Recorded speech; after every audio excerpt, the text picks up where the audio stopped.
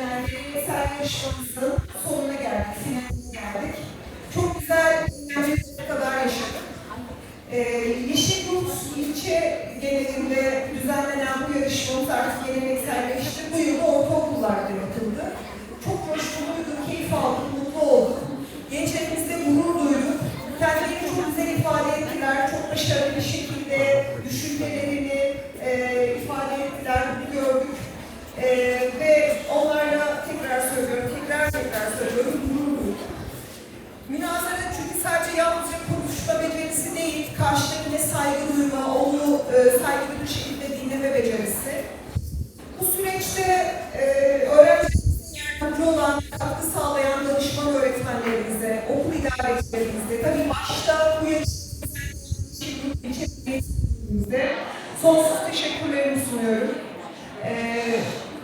Öğrencilerimiz aslında bugün bir okul kazanacak yarışmanın gereği, yani öyle gözükecek tabii, ama bence buraya katılım sağlayan bütün öğrencilerimiz kazanmış durumda.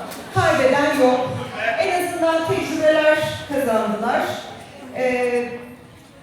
Bu güzel organizasyonda yer aldıkları için onları tekrar kutluyorum. Hayır.